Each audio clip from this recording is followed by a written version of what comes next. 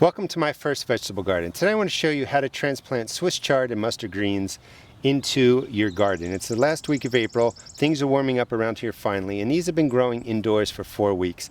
And it's a great way to save yourself some time is to start seeds indoors or in a greenhouse. This way I really have about a 4-week jump on the season. To set up the planting hole this year, I'm using organic fertilizer. And again, I don't want you to stress about it. You can use synthetic fertilizer or organic fertilizer. The plants can't tell a difference. But this year I chose organic fertilizer because I'm really trying to build the microorganisms in the soil. And this company talks about a biotone product they have that really sort of inoculates your soil and helps bacteria get established. Anyway, that'll be another video. Anyway, this is a 3-4-4 fertilizer. You just want a low basic fertilizer, and you would take, well, first of all, dig a hole about 4 inches deep, and then just take a tablespoon and sprinkle it in a hole. I already did that. Once it's in there, you really want to mix it in deep. You never want to plant right on top of fertilizer. It will burn the plant's roots out. But you can notice how well I'm really digging in that tablespoon of fertilizer. And the root systems will grow into it. It'll find the fertilizer over time. You just don't want your plant sitting on fertilizer.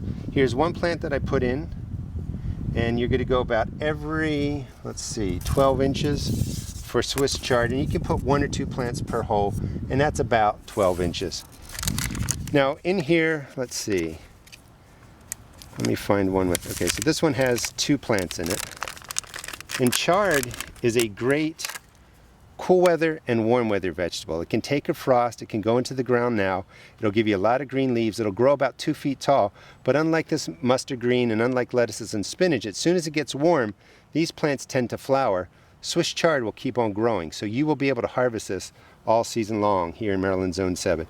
And you can see the root system isn't overgrown, it's not overly coiled, so that's about 4 weeks of time in the cell, in the seed starting cell, is what you want for most plants. So you're not going to bury this deeper than the level that the chard came out of the starting mix. So you want to just make sure you set it up just like that, press it in. That's 2 plants, and I'll do another planting about 1 foot down there. Now for the mustard greens, this plant, again, like I said, is a cool weather plant. It's not going to last into the warm season. So I'm going to plant this a little bit closer together because this will grow quickly, it will go to flower, and it will die out. So I'm going to do this about every 6 inches. That's 1 plant. Here are several plants, and I'm going to thin that down to really 2, and I'm just going to do, I don't know, about every 4 or 5 inches. And these actually are a little bit dry. Same thing, dig the hole.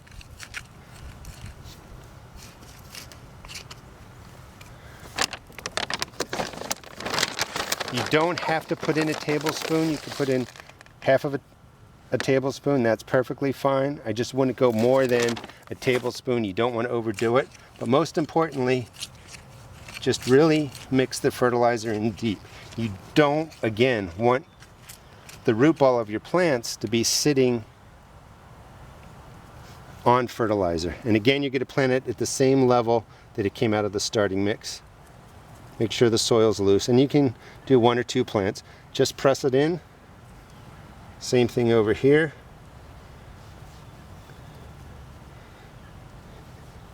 And this is just really an easy way to get chard into the ground, mustard greens, and really basically all of your greens. You can do something like this. If you're just starting out and you're not sure what product you're using, go with a half a tablespoon of fertilizer per hole instead of a full tablespoon. You never want to overdo fertilizer. Less is always better. Hope you enjoyed the video. Please check out my blog at www.therustedgarden.blogspot.com and also check out my YouTube videos. Thanks.